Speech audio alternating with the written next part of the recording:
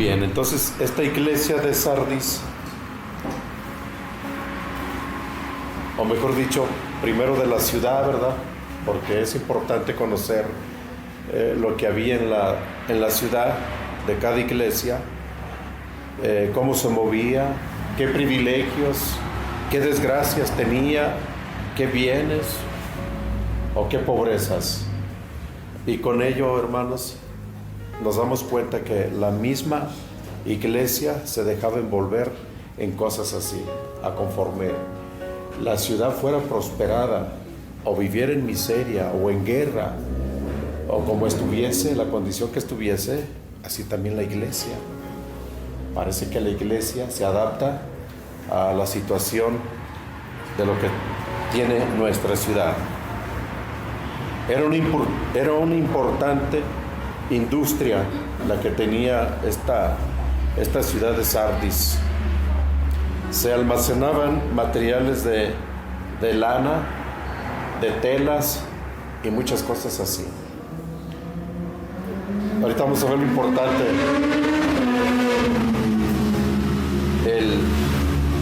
¿Por qué se tiene que decir esto? Que almacenaba las telas de lana. Ahorita vamos a ver eso. Aparte, eran muy celosos en promover el culto al emperador. Era una propaganda casi de diario que la gente tenía que adorar, exaltar, inclinarse delante de su emperador. ¿Sí? De esta iglesia, como ya leímos, no se dice nada de la hostilidad de los judíos, en cuanto a persecuciones o falsas enseñanzas, falsos maestros. No leímos nada, ¿verdad? Ni siquiera leímos si moraba Satanás allí en ese lugar como en las otras iglesias. No se dice nada de ello.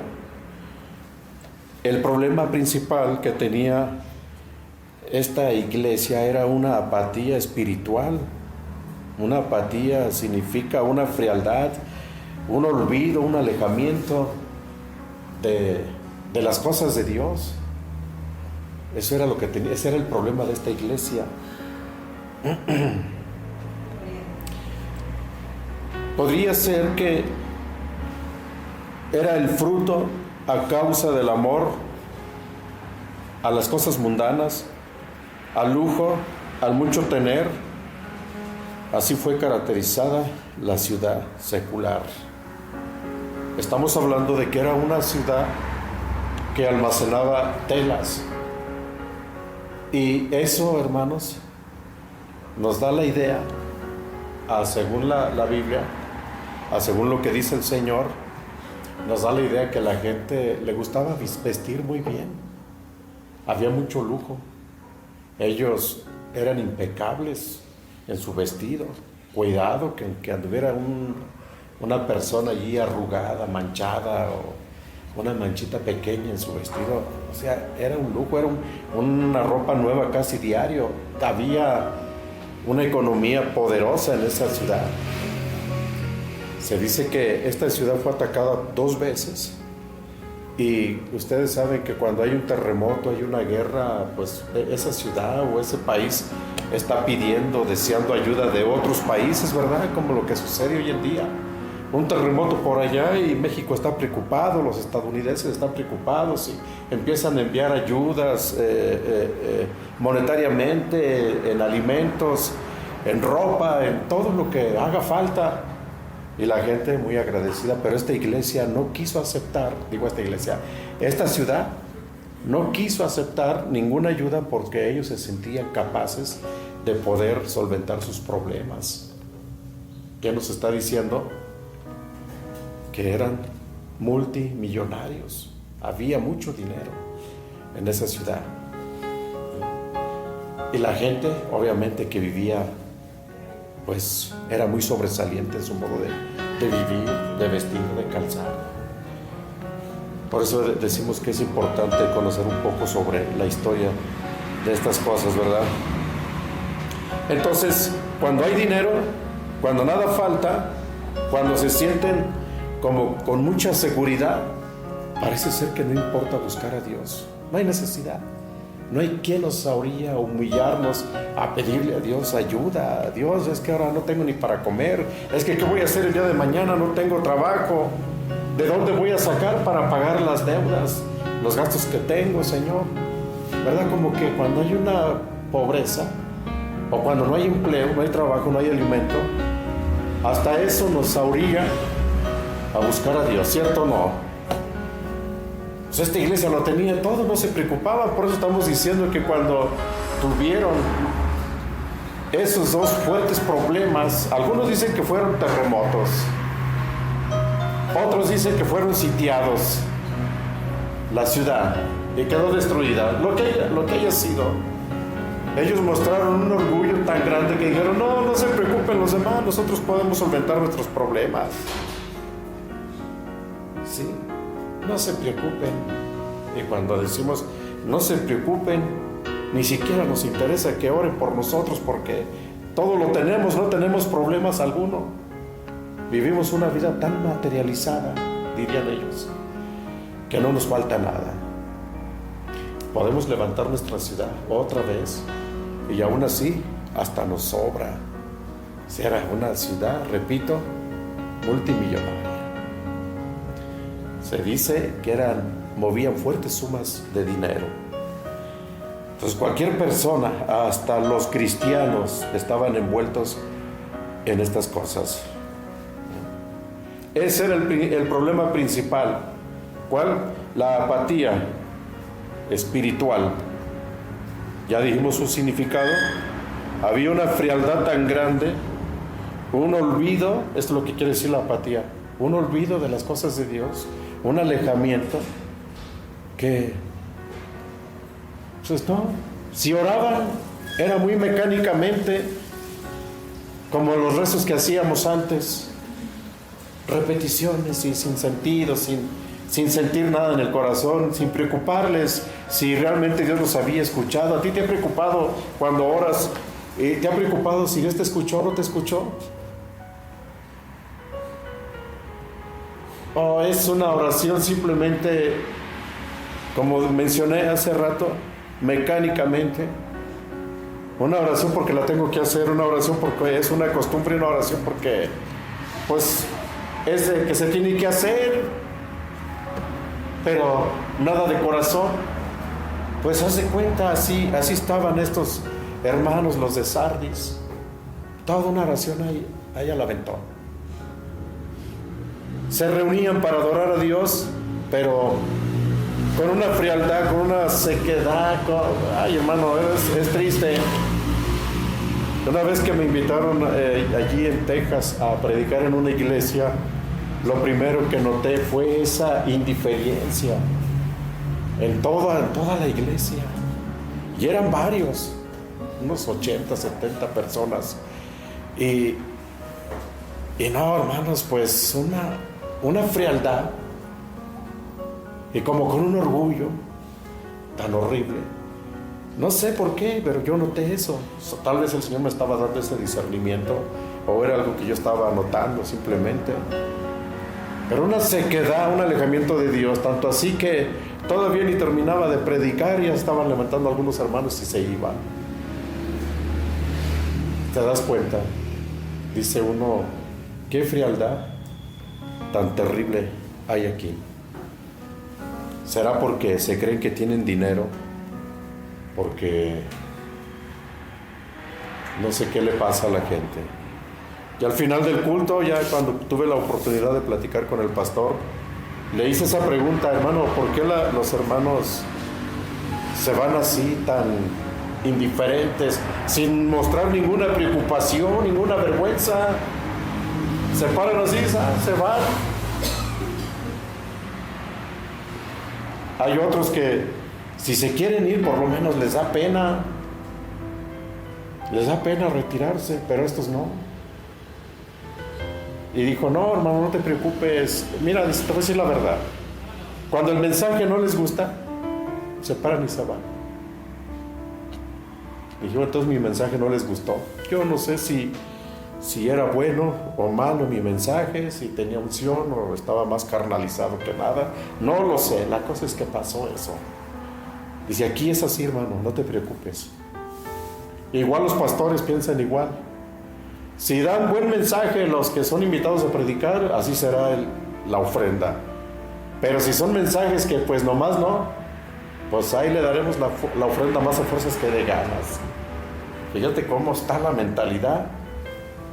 En algunos o en muchos en Estados Unidos o en pocos, no lo sé, pero me imagino a estos hermanos así. Una frialdad tan horrible cuando estaban ahí reunidos, porque su mente no estaba en de veras querer adorar a Dios, en de veras querer sentir a Dios.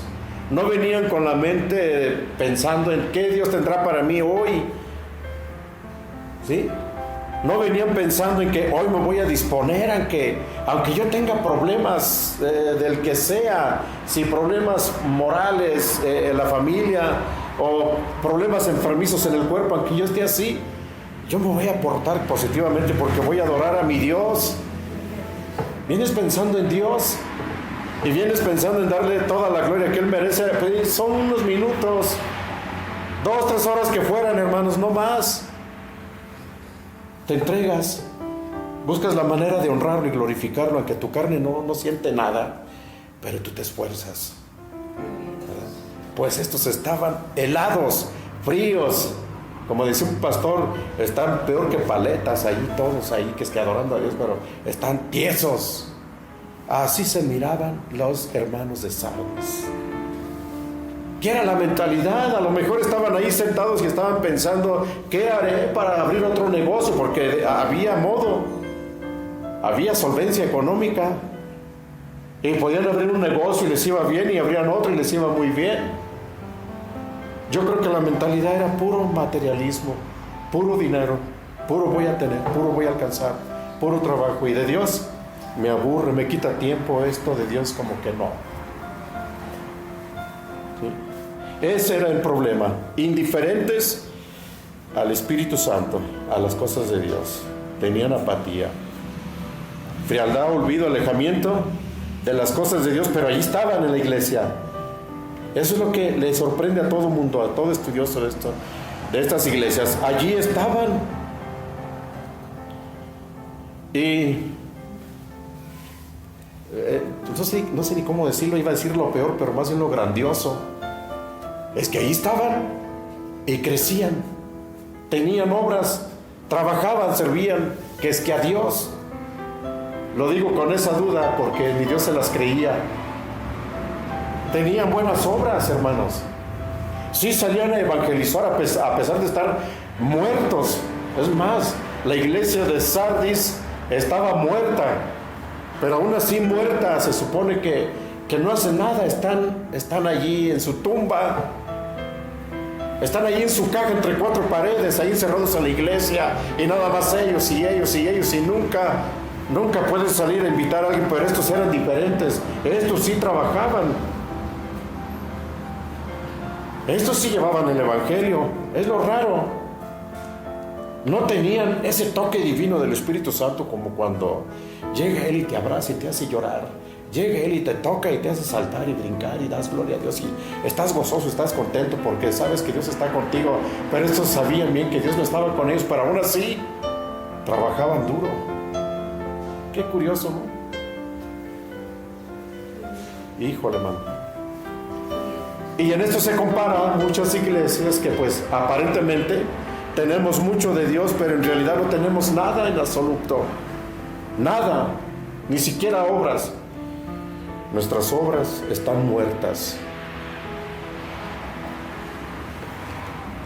Es lo triste, pero esta iglesia sí tenía obras. Es lo que, hermanos, no me explico. Cuando se tiene a Dios te dan ganas de trabajar.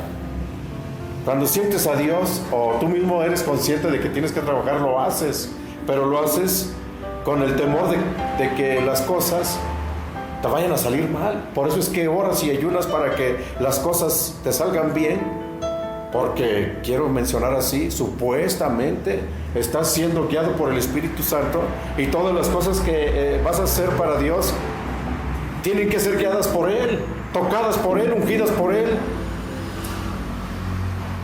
Y si no es así, el resultado va a ser un fracaso. Es lo curioso de esta iglesia. Tenían apatía, pero trabajaban, es lo raro.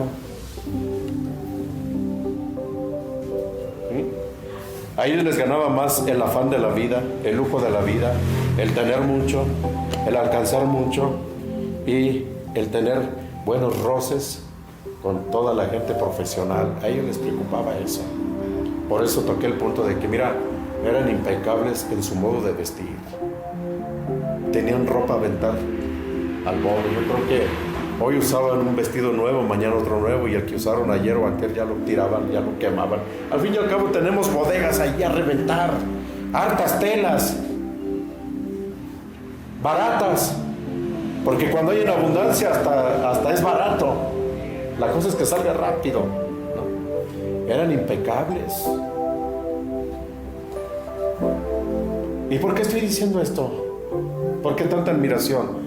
Porque el Señor Jesucristo, ojalá y nunca se te olvide, cuando Él nos enseña, toma los ejemplos que nosotros tenemos por conocido para darnos una explicación de ellos.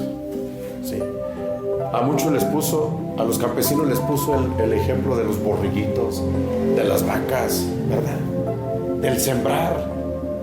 Él les ponía, les hablaba así, porque era la manera en la cual le podían entender. Rápido se identificaba el Señor. Él usó todas esas metáforas, todas esas ideologías para darles a entender pronto el mensaje. Y a esta iglesia, si te fijas, le está hablando de vestiduras blancas, ¿cierto o no? Porque ellos estaban tan acostumbrados de que la mejor ropa, la más bonita, sus colores, ¿cómo te diré? Vivos. No descoloridos, no percudidos, no pantalones viejos de segunda. No.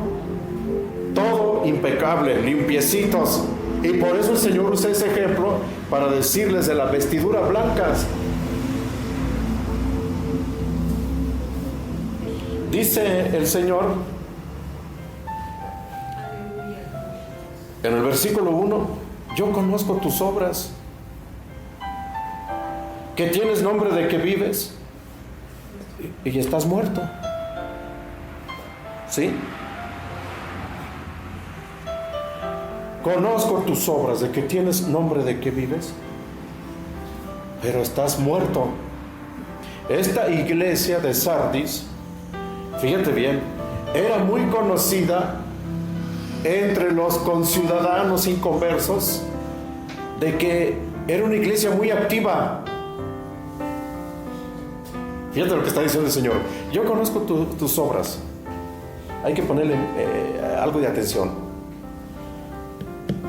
¿Sí, hermano? Yo conozco tus obras, que tienes nombre de que vives y estás más muerto que nada. Repito, los conciudadanos de estos hermanos estaban admirados porque esta iglesia era bien activa, bien trabajadora. Yo quiero pensar que estos diariamente salían o daban un espacio, según ellos, porque no según Dios. Ahorita vamos a ver por qué no según Dios. Según ellos daban un espacio diario e iban a los hospitales, hacían lo que aquí a veces hacen. Yo nunca lo he hecho, ¿para qué lo digo? Algunos lo han hecho, e iban a los hospitales, e iban con unas canastotas de tortas, de tacos, de refrescos, de aguas, de cafés y tantas cosas a darle allá a la gente que lo necesita. Y es una obra que a mí me encanta, es una obra bonita, que cuando veo eso hasta me dan ganas de llorar, porque en verdad, hermanos, es gente que lo necesita. Y se me figura a los de Sardis haciendo esa obra, visitando enfermos, o como le hacen los adventistas, cuando hay profesionales ahí, doctores, dentistas, ellos aprovechan todo lo que saben para ir a repartirle a la gente que lo necesita sin ningún cobro. Van y los atienden, les revisan sus dientes, sus ojos, si están enfermos, bueno, de acuerdo a la profesión de cada doctor que se preste para eso, ¿verdad? Y no les cobran. Hay quienes tienen mucho dinero y llevan despensas, llevan regalos, llevan ropa, llevan calzado y le reparten a la gente que lo necesita con la finalidad de que les escuchen un momentito para darles el mensaje de salvación. Yo puedo imaginarme a los de Sardis trabajando de esa manera, ganando gente de esa manera. Cuando hay dinero todo se puede. Habiendo dinero compraríamos un camión y vámonos a un rancho, hermanos, y miértele un poco de tu dinero para que compres lo que quieras. ¿Sí? Un puño de regalos, un puño de ropa, un puño de lo que quieras, de alimento, porque hay necesidad ya y vamos a ir a repartir y vamos a ir a dar, pero con la finalidad de que el pueblo escuche un mensaje de salvación y se entreguen a Cristo. Así trabaja el adventista. Otras iglesias también trabajan así. Estados Unidos por un tiempo, bueno, los hermanos trataron de recoger todos los juguetes que los niños ya no querían, juguetes bonitos, juguetes casi seminuevos, y hacían cajitas. Aquí nos tocó una vez, ¿verdad? Y hacían cajitas y las mandaban como regalo para los niños de México. Entonces cada pastor tenía que dar una ofrenda especial para recibir un montón de regalos.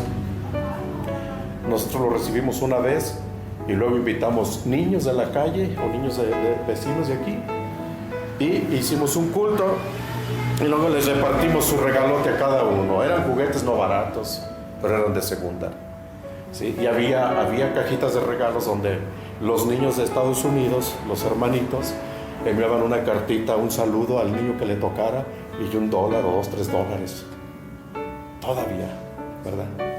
Pero dime, ¿ganamos algo de gente? ¿No? Pero sí es un regalo. Entonces, yo me imagino a los de Sardis haciendo actividades como estas y de muchas otras maneras, ¿verdad? ¿Sí? Como el grupo de los empresarios gedeones que hicieron su testamento, el testamento Gedeón, y para que todo el mundo tenga un Nuevo Testamento, pero pues hermanos, llevaban cajas a los hoteles, se les repartía un Nuevo Testamento chiquito, es el azul, y la gente sí lo recibía, pero ahí lo dejaban, lo tiraban. Hoy en día no sé si sigan todavía con esa visión, pero son empresarios. Nada, hasta un solo empresario puede mandar a hacer 1.000.000 de testamentos y repartirlos a todo el mundo. La gente no los lee. Pero bueno, el punto es, ¿cómo hacían los de Sardis? ¿Por qué eran tan activos? Conozco tus obras, dice el Señor, que tienes nombre de que vives y estás muerto. Repito, hermanos, los conciudadanos observaban eso y decían, estos hermanos de Jesús trabajan mucho, hacen muchas obras bonitas.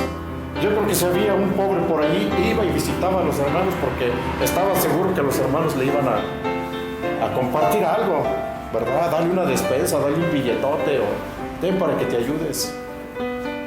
Desde allá entonces conocen que las iglesias ayudan, por eso es que hay mucha gente que llega a las iglesias pidiendo ayuda. ¿Ves? Entonces, sí, tenían muchas obras bonitas. Y cómo me gustaría que pudiéramos también nosotros hacer algo así, pero no como los de Sardis, con esa apatía, con esa indiferencia, con eso de no tener al Espíritu Santo. Solamente eran religiosos. Tenían el nombre de cristianos, pero dentro de sí no tenían nada de Cristo. Era lo terrible.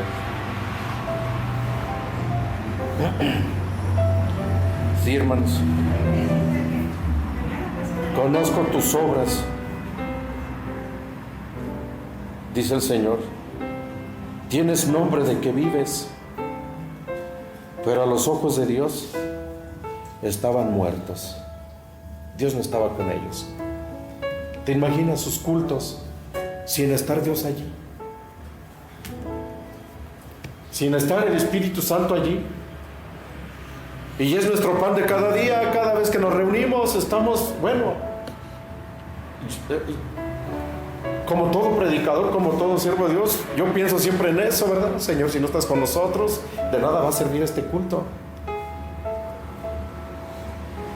Si no estás en medio de nosotros, porque tú dijiste, donde 2 o 3 estén congregados en mi nombre, ahí estaré yo, en medio de vosotros. Señor, sí, eso es lo que tú dices.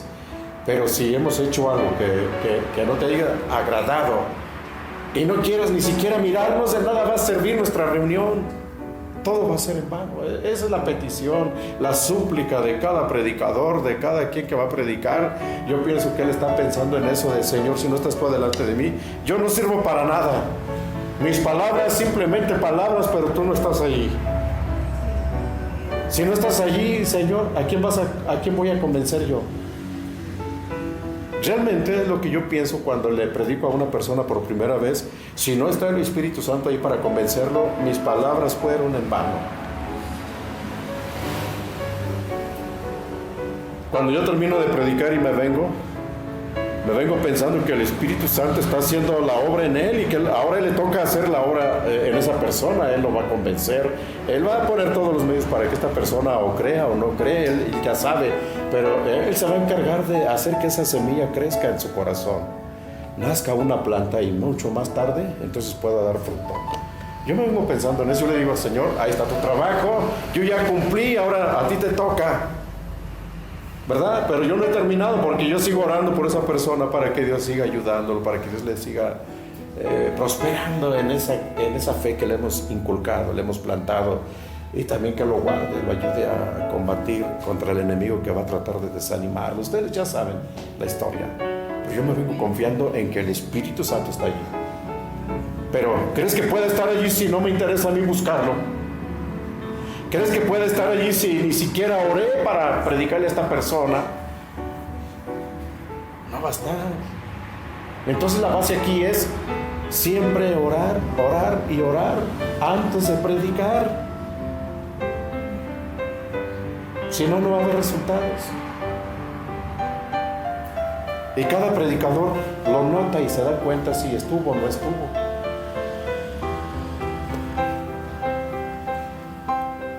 Porque de lo contrario seríamos apáticos, indiferentes, fríos. No tenemos al Espíritu de Dios porque nos gusta vivir alejados. Es que no nos gusta la oración. ¡Qué aburrimiento orar! Sí, hermanos. Y luego, según si yo me he propuesto una disciplina de a las 6 de la mañana o a las 11 de la noche, cuando se llega la hora, hermanos, cómo me pesa para orar. No, Señor.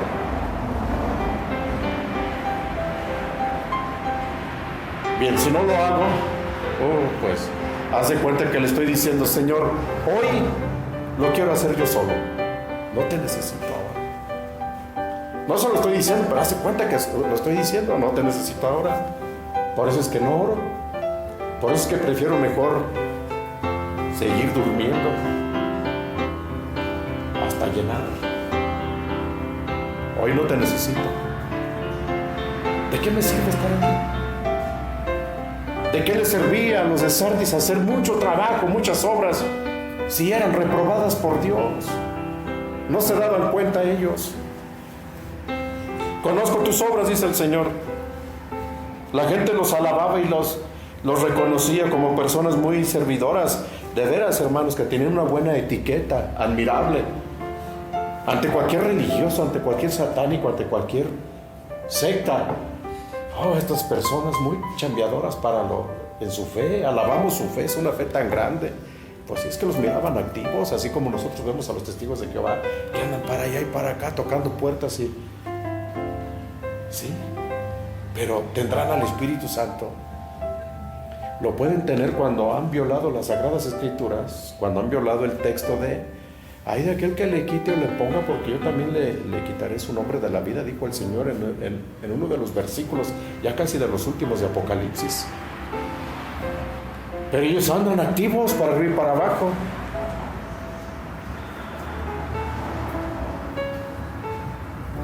Así serán nuestras obras, hermanos. Mucho que hacemos, tanto desgaste, tanto dinero que inviertes, para nada, para que Dios no lo tome en cuenta, no lo prueba. Y no lo aprueba porque no quiere, no, es que realmente no le ponemos atención a lo principal. Hermanos, si nuestra obra principal fuera estar siempre llenos de Dios, buscar siempre a Dios, humillar nuestras vidas siempre a Dios, si esa fuera, entonces seríamos grandemente bendecidos. Pero si no es así, no somos más que desechados. Conozco tus obras. Pero antes, hermanos, me brinqué un pedacito aquí. Dice ahí la Escritura, a ver, vamos a leer el versículo 1. Escribe al ángel de la iglesia en Sardis, el que tiene los 7 espíritus de Dios y las 7 estrellas, dice esto. Eso es lo que me brinqué. Los 7 espíritus. No vayas a pensar que el Espíritu Santo es el número 1, y luego después sigue otro espíritu, y luego sigue otro, y otro, y otro, hasta los 7. No. Es que el Señor usa el número 7 como número perfecto de Él. El número 7, cada vez que lo ves en la Biblia, habla de perfección. Y los 7 espíritus no habla de otra cosa más que la plenitud del Espíritu Santo, o sea, 7 número perfecto, lo cual quiere decir plenitud, y plenitud es totalmente completo, la llenura, es todo, todo, totalmente todo. Y Él, al decir el cual tiene, el que tiene los 7 espíritus de Dios, Él quiere decir que Él está, hermanos, para la iglesia de Sardis y para todas las demás que sean apáticas, que Él está dispuesto a llenarlos y darles de su Espíritu Santo, para que cuando hagan obras para Él, no las hagan por sí solos, ni pensando que esto está bien y lo voy a hacer, porque esto me parece bueno para Dios y lo voy a hacer, porque yo creo que esto está correcto y esto es, no creo que esté mal delante de Dios que yo lo haga. No lo hagas así. Todo lo que hagas tiene que ser guiado por el Espíritu Santo. Si no es guiado por el Espíritu Santo, si no se lo pides a Dios que te guíe, entonces puedes fallarle. Aunque la obra que tú estás haciendo te parezca muy correcta y muy perfecta, si no estás bajo la guianza y la voluntad de Dios, tus obras serán imperfectas. Entonces el Señor dice que Él tiene toda la plenitud de su Espíritu para darnos, si nosotros se lo pidiésemos. ¿No dijo Él? A la verdad, el Espíritu está dispuesto. El Espíritu está para quienes lo pidan. Y dice, yo tengo los 7 espíritus, como diciéndole a los de Sardis, yo tengo para darles el Espíritu Santo, pero porque ustedes no lo tienen. Y hacen muchas obras, pero sin Él, sin la guianza de Él, sin la voluntad de Él. Ya dijimos en una ocasión, no nos confundamos. El Espíritu Santo no es otro Dios. El mismo Espíritu Santo es el mismo Espíritu de Cristo. ¿Sí? Entonces Él lo tiene. Qué bueno y qué bonito sería que cada que ore, Señor, dame de tu Espíritu Santo. Dámelo, Señor. Yo lo necesito cada vez que oro. Si no estás conmigo, ¿qué voy a decir en mi oración? Si no me guías tú, Señor, pues yo aquí estaré bla, bla, bla, bla, bla, bla, bla. Y no sé si Dios me escuche, pero si tú estás guiando mi vida, si tú estás poniendo la carga en mi corazón, sé que todo lo que pida el Señor me va a escuchar. Y ya sabe cuándo obrar y hacer, ¿verdad? Y así, cuando yo haga la obra, no voy desarmado. Porque la plenitud de tu Santo Espíritu me acompaña, te acompaña. Y las cosas que hagas, si las sentiste por parte de Dios, hazlas. Pero si no las sientes de parte de Dios, mira, mejor pregúntale primero, hermano. ¿No crees? Esa es la petición de cada hijo de Dios. No solamente de los predicadores, de cada hijo de Dios que siempre esté diciendo, guíame, tú, Señor, lo que yo estoy haciendo está correcto, es tuyo, a ti te agrada, me tienes en cuenta. Estos hombres no oraban así. Ellos porque se les antojaba y lo hacían como un deporte. Vámonos a hacer esto y aquello sin oración.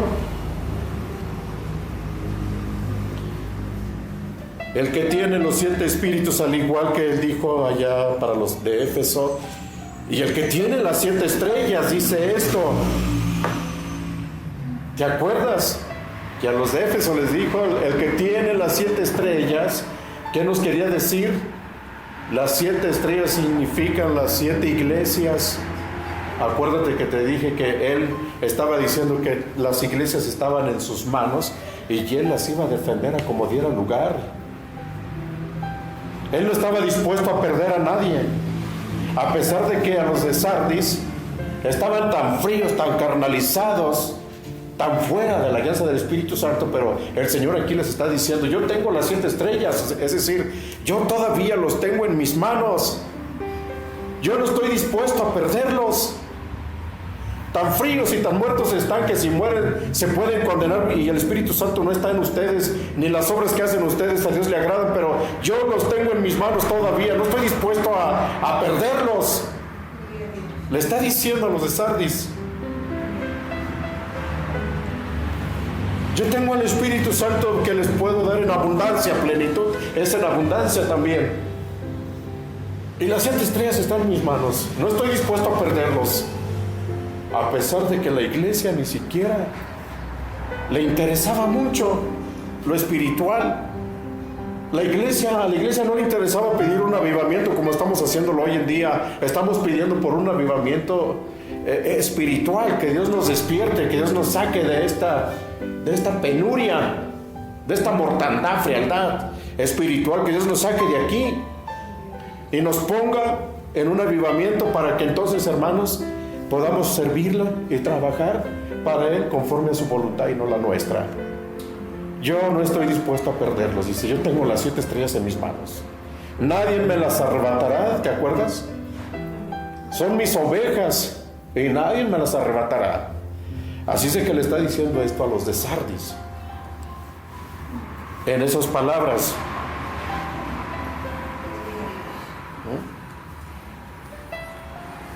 Seguimos adelante.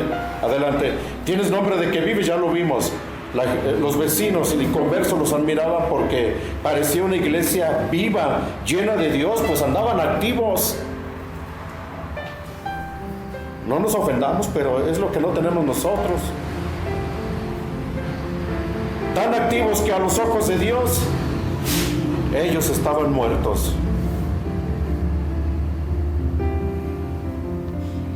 Esto representa al cristiano nominal. ¿Qué es un cristiano nominal? El cristiano de solo palabras, de hechos, nada, solo palabras. Porque aun cuando un cristiano lleno, empapado de la plenitud del Espíritu Santo dice a un inconverso, Cristo te ama, esa palabra la siente aquel inconverso, le baja al corazón, lo hace llorar, lo estremece, los pelos se le ponen chinitos rápido, se le enchina la piel. No es por miedo o temor, sino porque el Espíritu Santo está fluyendo en el corazón de aquel cristiano y está penetrando a aquel, está contaminando a aquel. Y aún si hay 2, 3 a los lados, están sintiendo también. Te recuerdo la experiencia de una vez te lo comenté, un hermano que solamente le dijo a otro, el Señor Jesucristo te ama. Una palabra súper poderosa que cuando hay unción en los cristianos se siente, hasta yo sentí esa vez. Sentí tan hermoso. No me estaba predicando a mí, pues yo ya era cristiano, pero estaba predicando al otro, pero esa palabra yo la sentí. Dije, qué unción, de veras. Aquí está Dios. Pues en estos cristianos no sentían absolutamente nada. Para los ojos de Dios estaban muertos, cristianos simplemente nominal, solo de palabras, solo palabras. No había unción, no tenían poder, no tenían guianza del Espíritu de Dios. Versículo 2, sé vigilante y afirma las otras cosas que están para morir, porque no he hallado tus obras perfectas delante de Dios.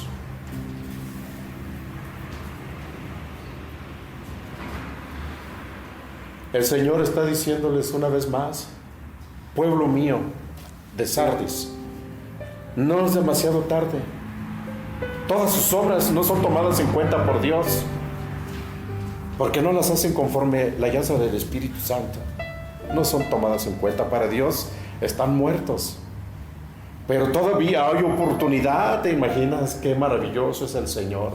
Qué paciente, tan lleno de amor y misericordioso, que todavía nos dice: afirma las otras cosas que están para morir.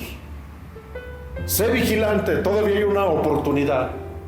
No te he dejado totalmente, no te he dejado, pero sé vigilante, una oportunidad. Hoy en día, para muchos cristianos, que entre comillas lo digo, ¿verdad?, que han vivido una vida tan alejada de Dios, como ya decíamos atrás, tan apática, que, hermanos, llega ese momento como una última oportunidad. El Señor sigue hablando así, de esa manera: sé vigilante y afirma las otras cosas que están para morir. No carece de esperanza. El Señor todavía les da esperanza. Aún quería decir que quedaba todavía como un residuo de lo espiritual en ellos. No estaban totalmente muertos. De un 100 podremos decir que había un 10, un 5 de lo espiritual. No estaban totalmente muertos. Todavía tenían una chispita por allí, donde Dios todavía miraba una entradita para decirles: vela, cuida. Sí, hermanos. Y les da otra oportunidad. Admiro yo esto. Admiro al Señor Jesucristo, porque es misericordioso, es bondadoso. Y eso digo: qué bueno, Señor, porque no solamente le dijiste a Sardis esto, sino es que también se lo sigues diciendo a muchos hoy en día. Afírmate y cuida las otras cosas que están para morir. ¿Sí? ¿Qué eran las otras cosas que estaban para morir? En primer lugar, el primer amor. No tenían amor. No lo tenían. El primer amor se les había acabado. Pero como que da a entender que había una chispita, porque ¿sabes por qué? Porque está diciendo que tenían obras, trabajaban, todavía hacían algo por los pobres, todavía hacían algo por comunicar el evangelio, las buenas nuevas de salvación. Pero estos, cuando oraban a un enfermo, empeoraba el enfermo, porque Dios no estaba con ellos, Dios no los sanaba. A lo mejor sucedía lo que ha sucedido a muchos predicadores hoy en día. A mí ya me sucedió 2 veces. Nos mandan a orar por un enfermo al hospital, al seguro, y nomás oramos y enseguida se mueren.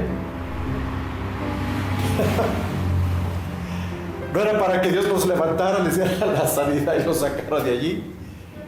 No, enseguida se mueren. ¿Sí? Decepcionado le digo: Señor, pues, ¿qué pasa conmigo?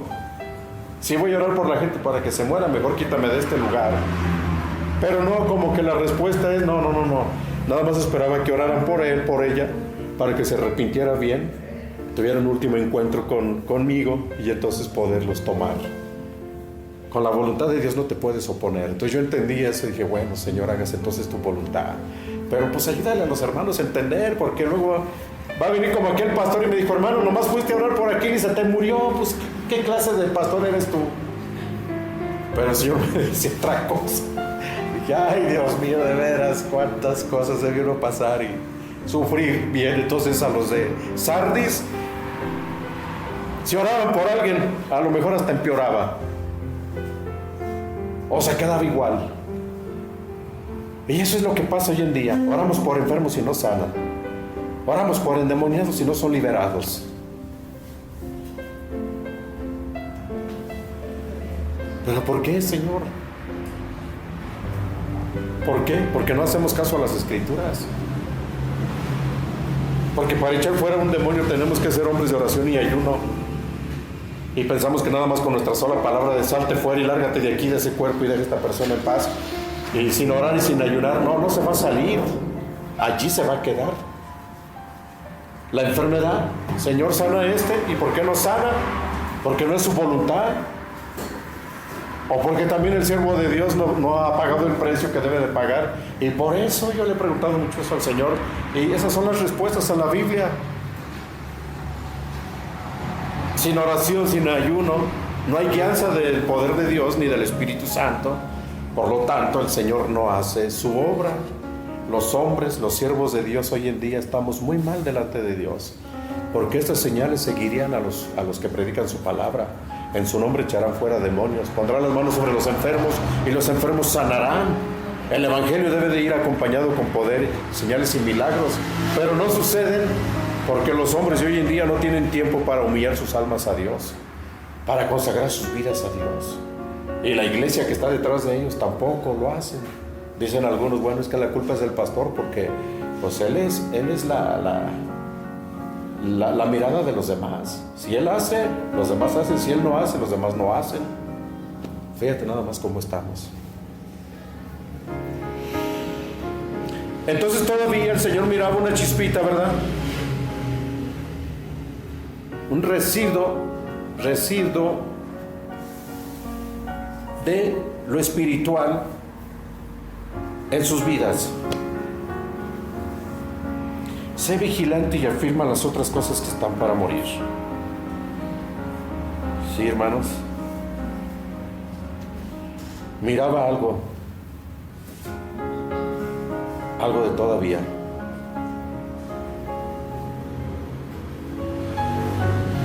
Gloria al Señor.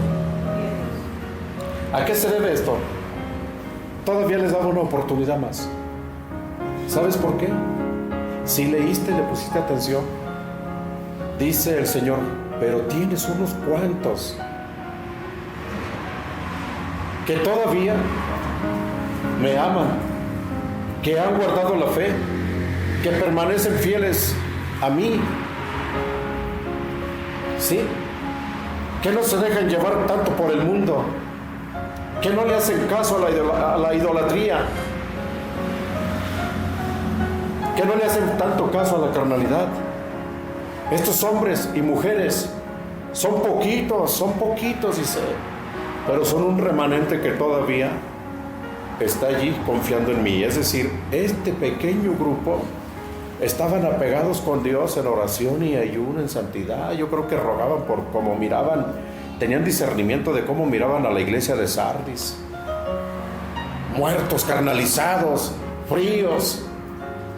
Y yo creo que ellos oraban constantemente, Señor, levanta la iglesia, Señor, envía un avivamiento, Señor, despiértanos de esta carnalidad para entrar a lo espiritual, alúmbranos, Cristo Jesús, déjanos ser una luz en medio de la oscuridad. Una infinidad de peticiones, eran fieles y Dios les escuchaba, pero Él no podía hacer nada contra aquellos hombres que iban en contra de su voluntad, porque si el hombre no se humilla, no siente la necesidad de Dios, Dios no puede forzarlo a sentirla.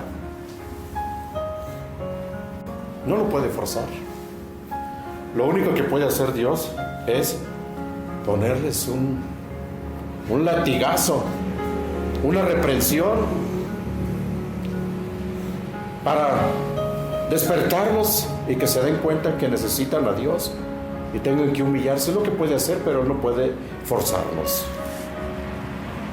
A lo mejor decimos, bueno, si Él nos da un latigazo, entonces nos está forzando.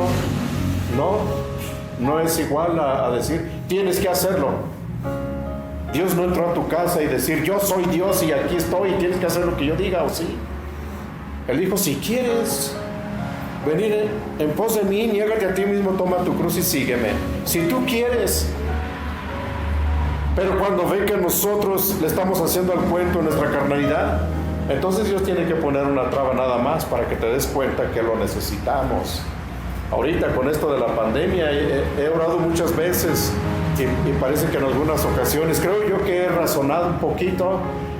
Yo no puedo reprender esta pandemia, yo no puedo decir, Señor, te reprenda y Señor, quita este demonio de encima de nosotros. Yo no puedo orar así porque puede ser un juicio de Dios. Haya sido que la inventaron los hombres y nos la echaron a nosotros, como haya sido, puede ser un juicio de Dios. Que Dios le esté hablando fuertemente a la iglesia y a la humanidad entera porque ya son los últimos tiempos y es preciso que el hombre se arrepienta de sus pecados y tenga la necesidad de encontrarse con Dios. Entonces puede ser un latigazo, hermanos. Por eso yo le digo a Dios, mira, nada más lo único que te pido es que mis hermanos en la fe no sean contagiados, no caigan enfermos por esta causa. Guárdanos a todos y ayúdanos a salir adelante. Y también por los inconversos, Señor. Pero si es porque tú estás haciendo un juicio al mundo entero, entonces también te ruego por los que no saben qué hacer, para que se encuentren contigo. Si es un juicio. ¿Sí?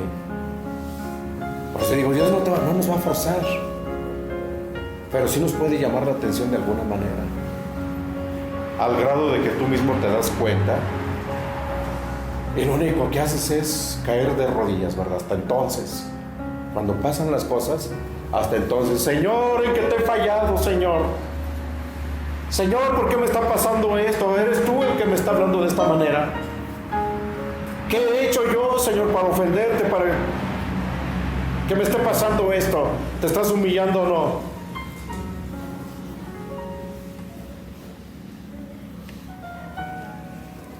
Es entonces, hermanos, y eso lo hemos visto ya con las otras iglesias. Arrepiéntete porque si no vendré a ti.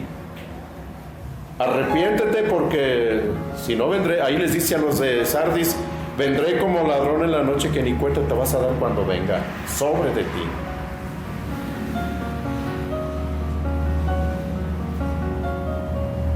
Sé vigilante y afirma las otras cosas que están para morir. Hermanos, el Señor nos sigue hablando todos los tiempos. Ahora nos dice a nosotros, bueno, sean vigilantes. Desen una checadita por allí, tal vez están muriendo ya en algo o están muertos ya. A mí me preocupa mucho el perder mi primer amor. A lo mejor no lo tengo, no lo sé, solamente Dios lo sabe. Pero cuando estoy para pecar, es decir, juzgar a mi hermano, hablar de mi hermano, hacerle mal a mi hermano, a mi prójimo, si no es un cristiano, me acuerdo rápido y digo, cuidado, yo mismo me reprendo, cuidado, porque estás a punto de perder tu primer amor. Gracias a Dios que existe esa reprensión. En mi vida, yo le agradezco a Dios, no lo presumo, yo le agradezco a Dios y espero que en ti pase lo mismo. Cuidado porque estás a punto de perder tu primer amor. Tienes que amar a todos. Aún el que te hace más daño, tienes que amarlo. Amarlo es no desear mal para él. Aunque se porta muy mal, pero no deseas mal para él.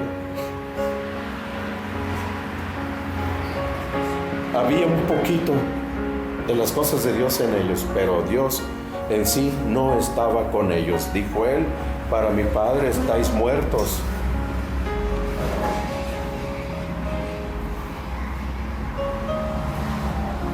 Entonces podían reavivar las cosas espirituales, solamente tendrían que darse cuenta y empezar a humillar sus vidas, dejar de hacer lo que estaban haciendo y ahora dedicarse más a la oración y al ayuno y a la entrega.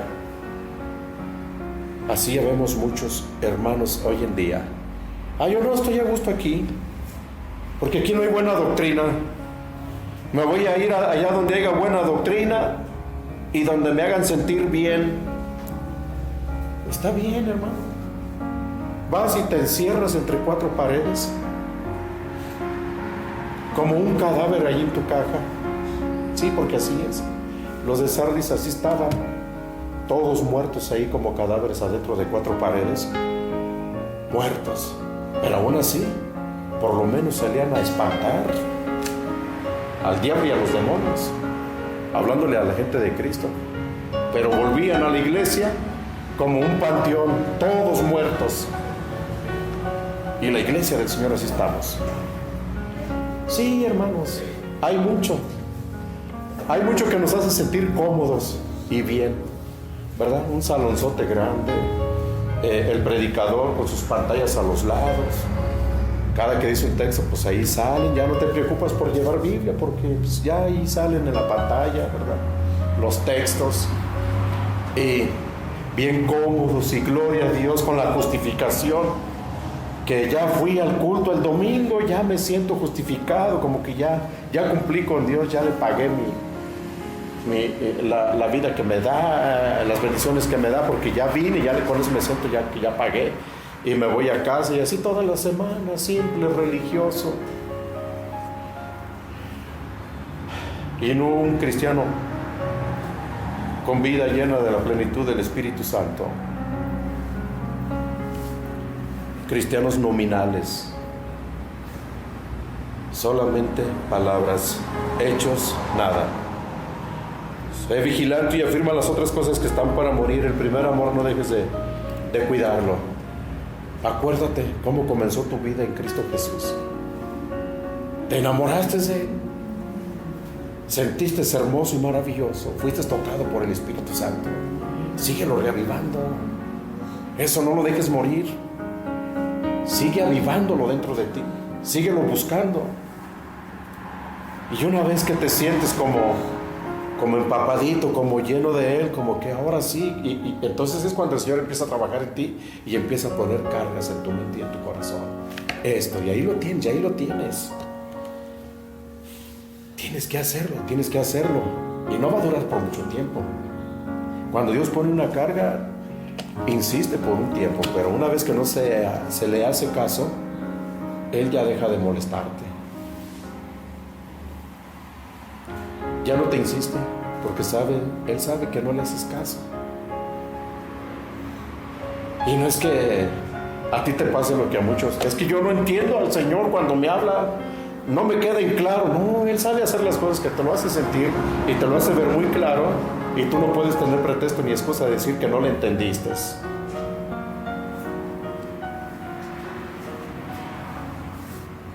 Afirma las otras cosas que están para morir. Ahora sigue diciendo: no he hallado tus obras perfectas delante de Dios.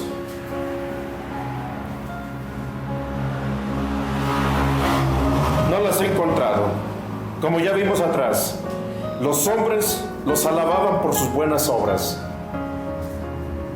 Muy chambeadores, muy trabajadores, miraban a la iglesia para arriba y para abajo, llevando folletos, hablándole a la gente, saliendo con bolsas cargadas de despensa, de regalos, de muchas cosas. Ahí van los doctores con su maletín, ahí van los enfermeros también para el rancho tal, el pueblito tal, para llevarle bendición a aquella gente y curarlos, ayudarlos, pero ya dijimos, con la finalidad de darles la palabra del Señor, invitarlos, ¿verdad?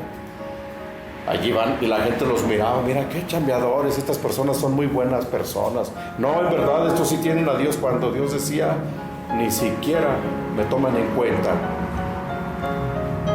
No he hallado tus obras perfectas delante de Dios. Estas obras que ellos hacían, hermanos, dice el escritor de la historia, eran condenadas por Dios, porque eran imperfectas. Se debía que entonces, ya dijimos, era una iglesia muy despreocupada. Aquí no leímos que hablara del trono de Satanás, ni de las profundidades de Satanás, ni que estaban ni siquiera en persecución, ni que tenían problemas con judíos que los atacaban porque predicaban a Cristo. No se leyó nada de eso, sí. Entonces quiere decir que era una iglesia bien cómoda. Cuando no hay persecución, tribulación, no nos da preocupación de buscar a Dios para que nos defienda. Eran bien cómodos, lo tenían todo, no les faltaba nada. No tenían necesidad de orar por un pan, por un trabajo, o porque la ciudad estaba quebrando económicamente, como hoy en día mundialmente muchas empresas están quebrando, hay mucha gente desempleada. No tenían necesidad de orar por nada, todo lo tenían. Entonces eso llevó a la gente, o a los cristianos, a vivir cómodos sin tener necesidad de orar. Esperamos en Dios que nadie se sienta con la necesidad de orar porque le está pasando algo. Yo espero que no sea así, hermano. Yo espero que tengamos el hábito de orar, aún teniendo en abundancia, que no tengamos necesidad de nada, que nada nos esté obligando a orar, que tengamos el hábito de orar y buscar siempre a Dios. Pero si va a ser porque tenemos una necesidad horrible y terrible, pues, como dijo alguien, ¿verdad? Como te conviene. A ver qué. Hermanos, hubo un evento una vez allá en la iglesia donde yo y mi esposa nos congregábamos. El pastor nos hizo esa vez, creo que nos hizo una comida especial, ¿verdad? A la iglesia. Y mi esposa y yo, pues como que estábamos ahí enojados.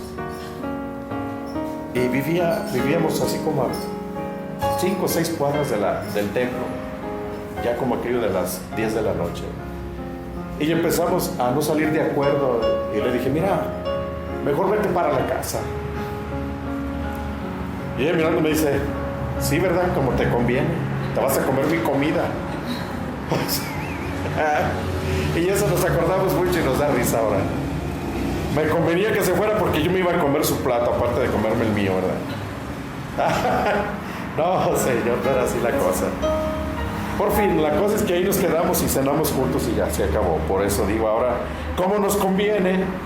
Cuando nos conviene, buscamos a Dios, porque la necesidad, se va la necesidad, viene la respuesta, estamos a gusto y otra vez nos olvidamos de Dios. La vida del cristiano no es esa. La vida del cristiano es hombres de oración en todo tiempo, en todo momento. En las buenas y en las malas, sírvele a Dios. ¿Está bien todo? Eso no quiere decir que puedes dejar de orar, puedes dejar de buscar a Dios con lágrimas. No. No. Tienes que ser en todo tiempo. Amén. Acuérdate pues de lo que has recibido y oído y guárdalo y arrepiéntete. Haz memoria de cómo el Señor salvó tu vida, de dónde te sacó y todo lo que Él te dio. Recupéralo. No puedes volver atrás, ya no, hermanos. A muchos nos pasa eso. Recordamos el ayer y nos da melancolía porque el ayer fue muy hermoso, fue muy bonito. A mí me ha pasado en algunas ocasiones, más si me subo allá mero arriba y estoy mirando las estrellas y me estoy acordando cuando tenía 16 años y andaba allá por Mexicali, andaba allá por Morelia y andaba por varios lugares sirviendo a Dios y las experiencias espirituales que recibí de parte de Dios, ¿verdad?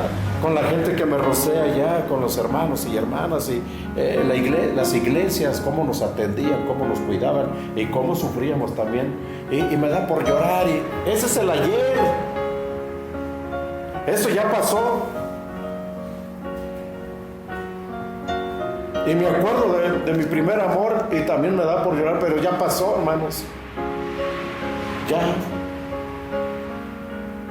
Nada más lo voy a recordar que esta es una verdad de que el primer amor sí existe y de que el toque divino del Espíritu Santo también fue real en mi vida y de que Dios hizo muchas cosas verdaderas que yo las probé, las sentí y me llevaron a buscar más de Dios, pero en otro tiempo me enfrié y, hermanos, lo perdí de vista y ahora tengo que nada más recordar que es una verdad para volverla a reavivar.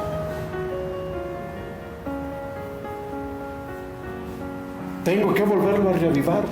Es lo que el Señor me está diciendo. Acuérdate.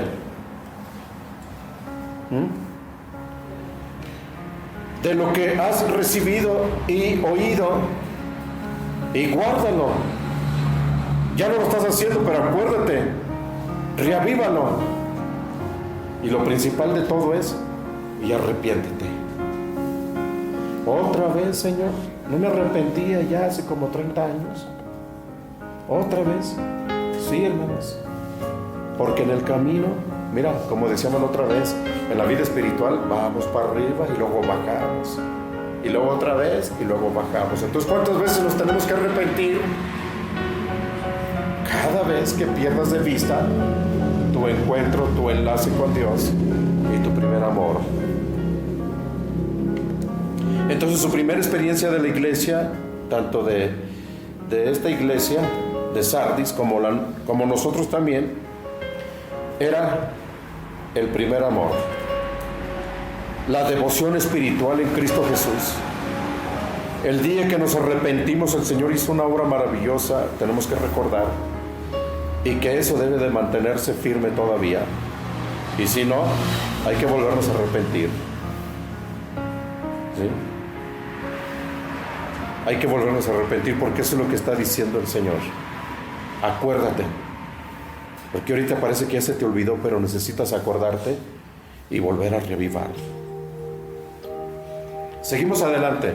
Si no velas, vendré sobre de ti como ladrón en la noche, que ni cuenta te vas a dar cuando llegue el Señor. El apóstol Pablo, en 1 Tesalonicenses 5:4, dijo él: mas vosotros no estáis en tinieblas, hermanos, para que aquel día os sorprenda. Vosotros no estáis en tinieblas para que aquel día os sorprenda.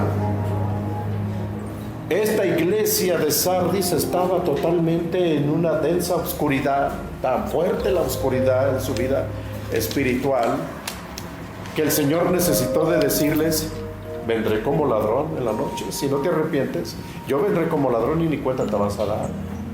Yo no sé cuántos de ustedes hayan pasado por una oscuridad tan profunda, tan espesa, que ni un rayito de luz se ve. Yo tengo esa experiencia, hermanos, cuando me fui a vivir a La Joya, que de mi trabajo me iba al templo y del templo a la casa. Entonces yo andaba mucho en bicicleta.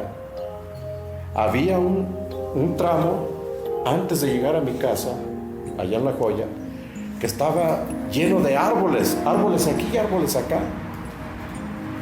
Oscuro, tan oscuro, hermanos, que siempre que pasaba por allí se me enchinaba la piel. ¿Sería mi prejuicio de temores y miedos? ¿O sería realmente que había un montonal de demonios ahí todos los días que pasaba por allí? Ese era mi problema. A veces ya hasta no tenía ganas ni de pasar por ahí. ¿Por qué tengo que pasar por aquí? Un tramo donde yo voy con mi bicicleta, ni una luz de un carro, ni de allá, ni de acá, ni una simple vela. Tenía que pasar por ahí, una oscuridad tan espesa y tan pesada, que yo sentía la misma presencia de los demonios allí. En lo que pasaba ese espacio, se me quitaba el miedo, pero mientras estaba pasando por allí, hermanos, mi cuerpo se enchinaba de miedo, de pavor. Ah, Dios mío, ¿por qué yo tengo que sentir esto? Y vengo del culto, vengo de adorarte, Señor, pero no, ese miedo, ese temor siempre estaba en mí. Una oscuridad tan densa, tan profunda, tan espesa, que caray, la iglesia estaba en esta triste situación. Una pequeñita luz se miraba, ¿verdad? Muy pequeña. Lo que decíamos atrás. Había algo todavía por lo cual el Señor decía: estás a tiempo, tienes oportunidad. Y por eso, arrepiéntete, haz las primeras obras que sean guiadas por Dios. Entonces, pero Pablo habla a la iglesia, como ya lo dijimos, ¿verdad? No estáis en tinieblas, vosotros no estáis en tinieblas para que aquel día os sorprenda el Señor como ladrón en la noche. No deberías estar en tinieblas, hermanos. La oración es constante, dijo, sin cesar. Entonces, cuando oremos sin cesar, hermanos, Él vendrá y no te sorprenderá. No estás en tinieblas. Vendrá, te mirará, te tomará y te llevará. Porque estás en luz. Estás en la verdadera luz. Vosotros sois la luz. agregando un poquito sobre de esto, pues realmente, hermanos, la iglesia puede ser que no esté en luz. Está ocultándose detrás de un almud o detrás de 4 paredes que no sale a la calle a dar luz. La gente sigue en tinieblas y la luz aquí está en abundancia, porque aquí estamos, pero no salimos a dar luz. Nos estamos escondiendo. Bueno, pero tienes unas pocas personas en Sardis, como ya lo habíamos visto, ¿verdad? Unas pocas personas en Sardis. Lo que ya dije es, estas se mantenían en su lealtad a Cristo, eran perseverantes, eran el soporte espiritual de la iglesia de Sardis. Por eso es que, hermanos, el pastor, el predicador no se equivoca cuando dice, si la iglesia está orando por su pastor, si la iglesia está vigente en oración, entonces habrá fruto. Pero si no lo hacemos, hermanos, no hay fruto. Entonces deja de estar culpando al pastor. Lo primero que tendría yo que hacer es, ¿qué hago yo para que la iglesia crezca? ¿No hay almas nuevas? ¿Qué hago yo? No, porque toda la culpa la tiene el pastor. Es que a lo mejor el pastor ni siquiera ora. Es que a lo mejor el pastor con mis diezmos y ofrendas va y se avienta unas carnitas y una birria, ¿verdad? Un menudazo allí. Es que la mejor, y es que, mira, el pastor es el peor de todos. ¿Qué estoy haciendo yo como miembro de mi iglesia para ver el fruto del Señor? Aquí el Señor está poniendo mucho énfasis en este remanente. Remanente es los pocos que quedan. Ese es un remanente. De muchos que somos, hay un remanente que está atrás de nosotros orando y orando y orando y orando para que la iglesia siga adelante y la iglesia no caiga y la iglesia tenga luz del Señor y no se deje bombardear por parte del diablo. Si los de Sardis todavía tenían una chispita, no era por ellos, no era por los que vivían carnalizados, lejos de Dios, era por el remanente que estaba atrás de ellos.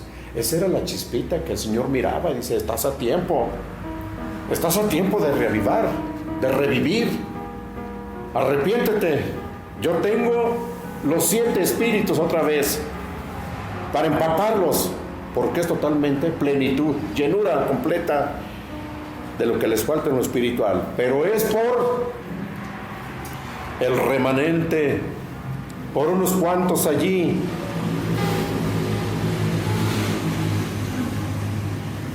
Y a lo mejor es una loquera la mía, pero yo me imagino que este remanente eran personas como ya ancianas, los más viejitos, las más viejitas, con el respeto que se merecen, eran los que estaban ahí, Señor, y Señor, y Señor, y Señor, porque los más jóvenes allá andaban en el mundo bien cambiados, allá en el baile, allá en el paganismo, allá en las fiestas, allá en los placeres de su carne, en los placeres de sus deseos, ¿verdad?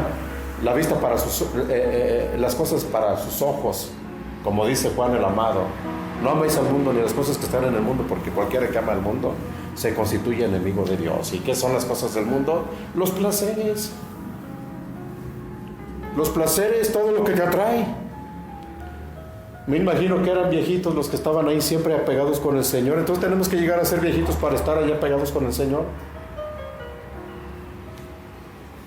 Todos deberíamos de ser al igual. Usted, mi joven, que se cree muy guapo y muy bien parecido, necesitas mucho de Dios, al igual que un casado, al igual que un soltero, al igual que un anciano.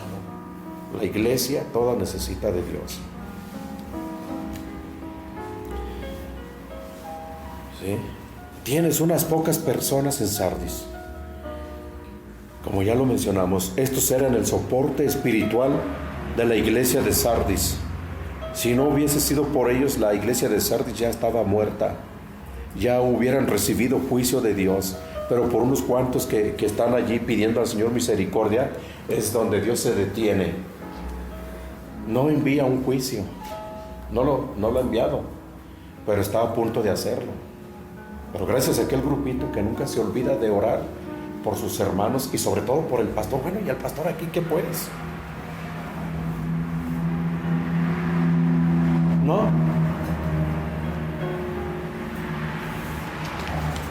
¿Qué pasaba con este pastor? Pues la Biblia no nos dice ni cómo se llamó, pero parecía ser que él también estaba envuelto en el afán, en lo mundano, en su pérdida de tiempo, no sé en qué cosas. Es que había placeres, hermanos, había atractivos, ¿ves? Como hoy en día, porque va a jugar el mejor partido, mira, dejan de ir hasta la iglesia para irse a ver el fútbol, o la lucha libre, o otro, dependiendo sus ídolos. Dejan de ir a la iglesia. En una ocasión, bueno, aquel siquiera tuvo respeto, ¿verdad? Me dijo, hermano, es que va a jugar el partido quién sabe quién, y pues quería ver si puedo dejar de venir a la iglesia el domingo para ir a ver aquello. Y pues ahí tú sabrás, hermano, a ver a quién tú honras más, y a tu partido, a tus ídolos, o a Dios. Pues tú decides, hermano, yo no soy quien para darte permiso sobre de eso. Si te vas, pues está bien, allá de ti, no es mío. Ya con eso se sintió mal y mejor no fue. Una sola persona trataba de pedirme un permiso. Y dije, yo no te puedo dar ese permiso. Yo no soy Dios, ni el Espíritu Santo. Yo simplemente soy un comunicador de la palabra de Dios. A quien tú tienes que pedirle permiso es al de arriba. ¿Quién sabe si te lo quiera dar? No fue, hermano. Se perdió ese deseo por venir a adorar mejor a Dios.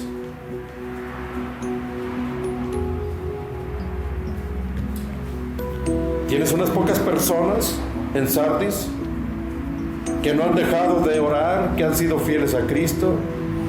Me supongo que su petición era tan ardidamente en sus corazones, llorando ahí, Señor, levántanos, Señor, despierta al pastor, Señor, ilumina la iglesia para que no se pierda en las cosas mundanas, Señor, reavívanos, porque si morimos sin ti vamos a condenarnos. Una infinidad de peticiones que hacían estos hermanos. Quítate eso de viejitos o viejitas. A lo mejor también había jóvenes y gente adulta orando todavía en ese remanente, pequeño remanente, dice el Señor. Eran poquitos, no eran muchos. Estas pocas personas no han manchado sus vestiduras, dice el Señor. No han manchado sus vestiduras. Esta palabra de no han manchado sus vestiduras, no pienses que es una túnica blanca que todos vamos a traer en aquel día. No. Estas vestiduras blancas son las que ahorita tú estás portando a los ojos de Dios. ¿Sí? A los ojos de Dios se te ve con vestiduras blancas. No han manchado sus vestiduras, es decir, no han permitido que entre a sus vidas ningún pecado, porque cualquiera que lo hace ya manchó su vestidura.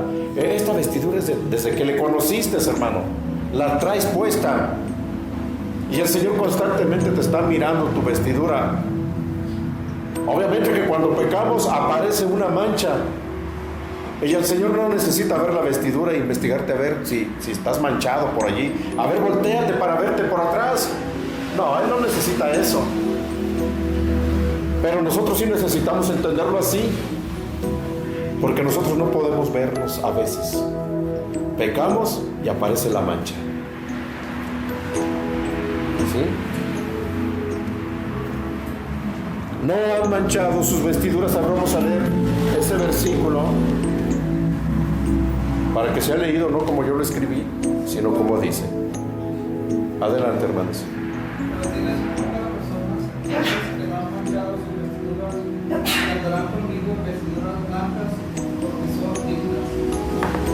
Sí, hermanos. ¿Te imaginas vivir toda una vida en santidad, impecable? Repito esto, el Señor les habló de vestiduras porque ellos les gustaba andar bien limpios, ya recordamos, ¿verdad? bien limpios. Oh, cuidado que apareciera una mancha, qué pena, qué vergüenza, teniendo tantas telas, tanta ropa, y yo manchado aquí. Y si alguien se manchaba, iba y se quitaba la ropa, la aventaba por allá y se ponía una nueva, porque era como un afán de presumir. Oye, ¿de dónde trajiste esa tela? ¿Cuánto te costó? Y eran telas costosas, carísimas, exportadas de otros países, de lana, de seda, de las mejores telas. Así es de que cualquiera que se ponía un vestido buscaba el mejor, no importaba el precio, porque había suficiente dinero para comprarla. Por eso el Señor toma ese ejemplo para que ellos entiendan de qué modo podían manchar sus almas espirituales.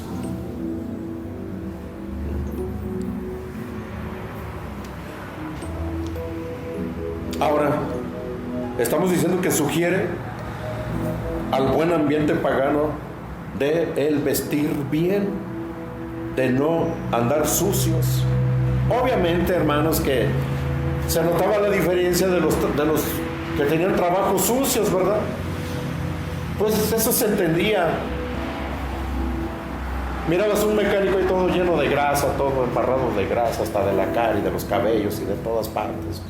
Ah, bueno, pues es que es su trabajo, ¿verdad? Pero cuando tenías que andar vestido, era porque de lo mejor, muy sobresaliente.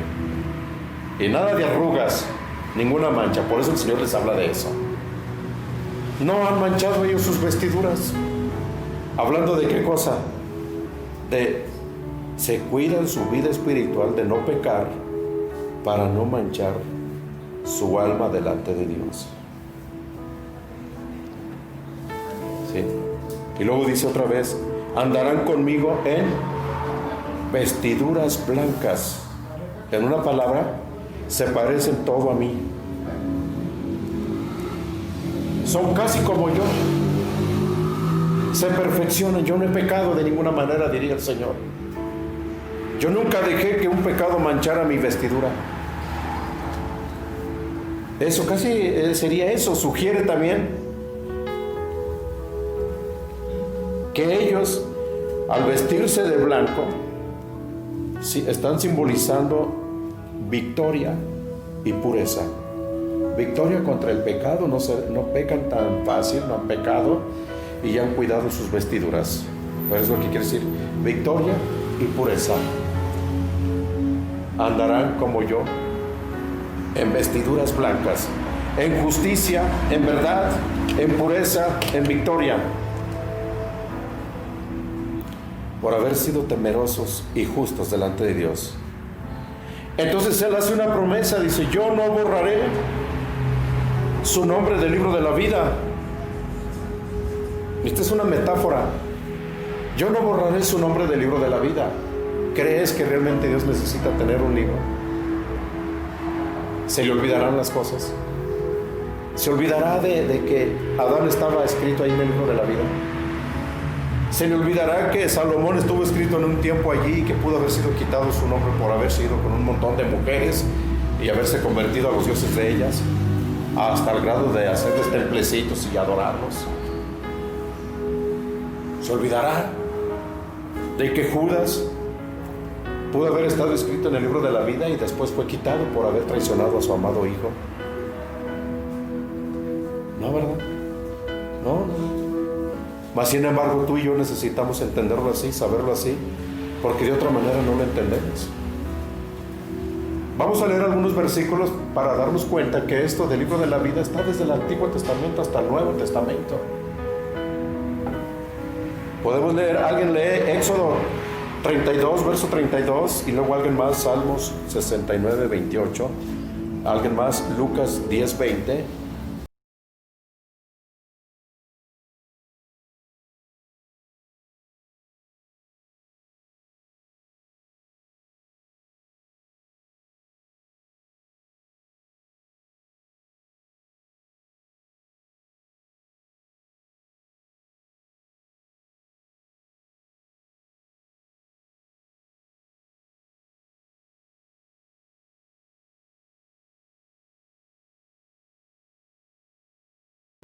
¿Alguien puede leer Éxodo 32, 32? Perdones ahora su pecado, y si no, créame ahora de tu libro que has escrito. ¿Sí? Bórrame de tu libro que has escrito. Ahí está. Desde el Antiguo Testamento, desde el Éxodo, está hablando de un libro así. El Salmo 69, 28. Sean traídos del libro de los vivientes y no sean escritos entre los justos. Quítalos de ahí, Señor. Bórralos. Otra vez el libro. Lucas 10, 20. Pero no os regocitéis de que los escritos los sujetan, sino regocijaos de que vuestros nombres están escritos en los cielos.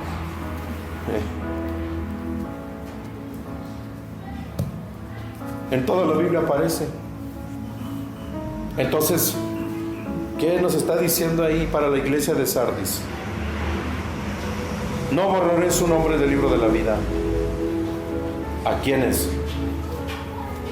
A los que vivían carnalizados, a los que vivían sin la guianza de Dios, sin tener al Espíritu Santo en sus vidas. El que no tiene el Espíritu Santo en su vida es una persona que está muerta. No está inscrita en el libro de la vida. Pero aquí el Señor está hablando del remanente que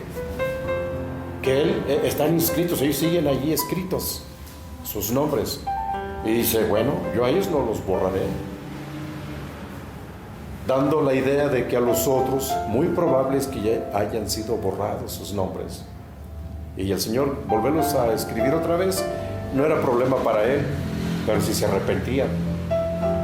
Ahora, esto del libro de la vida viene a ser lo mismo que aquí terrenalmente, por nuestro gobierno, tiene un registro civil, ¿verdad? Donde aparecen todos nuestros nombres. Cuando nació, fuimos y pedimos un acta y ahí quedó escrita esa persona. Entonces, esa persona, así de pequeñito, así de... en el mes que lo hayas registrado, aparece en el registro civil, dando a entender que esta persona tiene todos los derechos y que es reconocido que él existe y que él es un ciudadano leonés y que el gobierno tiene el deber y el compromiso de darle todos sus derechos cada vez que él los necesite. Y si no es así, entonces no existe ese ciudadano. Cuando él necesite algo, el gobierno no lo puede apoyar. No le puede dar nada porque no es ciudadano. Por eso es que cuando la gente muere, pues se tiene que sacar un acta de función para hacer notar al gobierno que esta persona ya no existe más y que deben de borrarla del registro civil. Ya no debe aparecer otro supuesto ahí diciendo, no, yo soy fulano de tal y vengo a pedir mis derechos. No, aquí en el registro civil aparece que esta persona ya murió, está borrado. Tú eres un impostor. ¿Verdad? Delante de Dios, todos los que le entregamos nuestra vida, Él nos ha dado los derechos celestiales, espirituales. Por eso es que tan fácil tú puedes pedir lo que quieras. De Dios depende si quiere dártelo o no. Por eso es que tan fácil tú puedes llegar de rodillas a la presencia de Dios, decirles, Padre mío, necesito trabajo. Padre mío, necesito mi salud. Necesito bendigas a mi familia. Y muchas oraciones son escuchadas porque son buenas y positivas delante de Dios. Otras no, en realidad, hermano, otras no, porque Dios dice, no, es que esto realmente Él no lo necesita.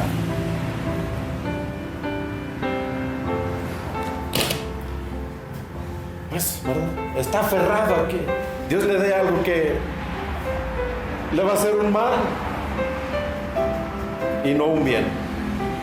Por eso es que Él te da derecho a no solamente a escucharte, a bendecirte, a darte lo que necesitas según la voluntad de Dios, sino es que también te da derecho a ser comparticipante, coheredero del reino de los cielos con tu amado Señor Jesucristo. ¿Me das ese derecho, Señor?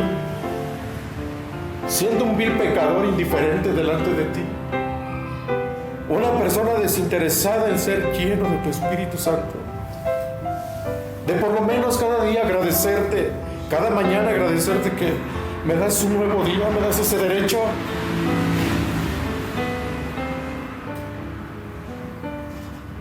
De ser una persona que nada más me estoy tragando a los demás, ruñéndoles como un ratón. Me das ese derecho, Señor. Por eso que es importante reflexionar en lo grande y maravilloso que es nuestro Padre Celestial. Tengo parte y derecho en el reino de los cielos, porque mi nombre fue escrito ahí en su libro. Allí aparece todavía.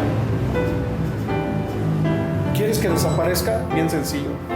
Haz lo que la iglesia de Sardis. Ya no busques de Dios. Hazlo mecánica y carnalmente y terrenalmente. Haz su obra y así moriremos. Y perdóname, pero el Señor dijo: están tan tibios que yo los voy a vomitar de mi boca. Mi panza no los digiere.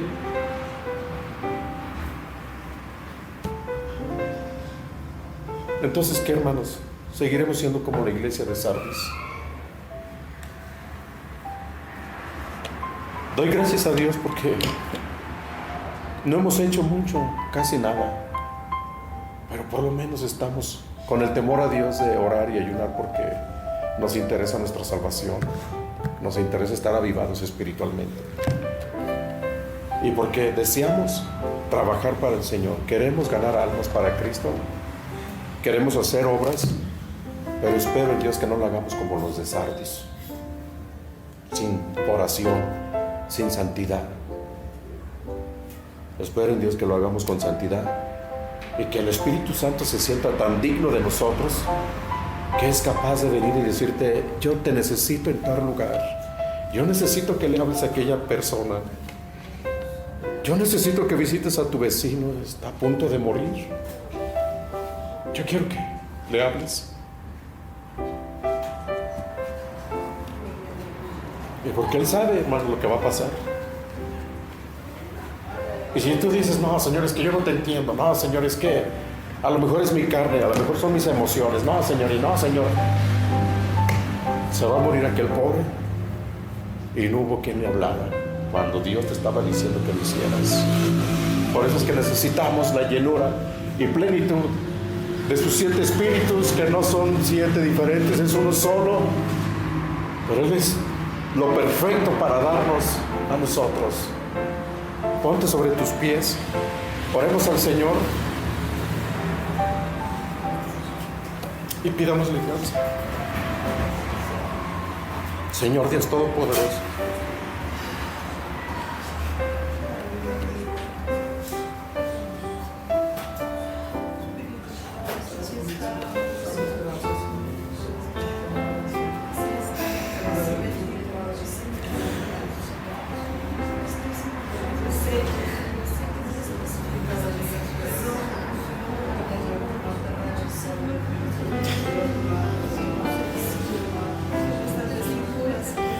Dios Todopoderoso, qué grande privilegio le has dado a tu iglesia, Señor, de poder encontrarse contigo. Es lo máximo, es lo único, Dios. ¿Cómo escaparemos de una salvación tan grande? ¿Cómo nos dejaremos escapar, Señor? No es posible para la iglesia que pierda su vida espiritual, Señor. Ayúdanos a todos, Dios eterno, a darnos cuenta de nuestra sequedad, de nuestra tibieza, de nuestra mortandad. Que nos levantemos en el nombre de Cristo con toda humildad, amando a nuestros hermanos y hermanas, orando por aquellos, Señor, que están muy despreocupados en este tiempo, Dios. Y gracias por los que oran por nosotros también. Dios Padre, que los bendigas en gran manera, les multiplique su vida espiritual. Te lo agradezco en verdad, Señor. Y que aquí, Señor, no nos olvidemos tan fácilmente de orar los unos por los otros. En el nombre de Cristo Jesús. Gracias por los derechos que nos das de pertenecer a ti. De que somos dueños de esa patria celestial. Aleluya. En el nombre de Cristo.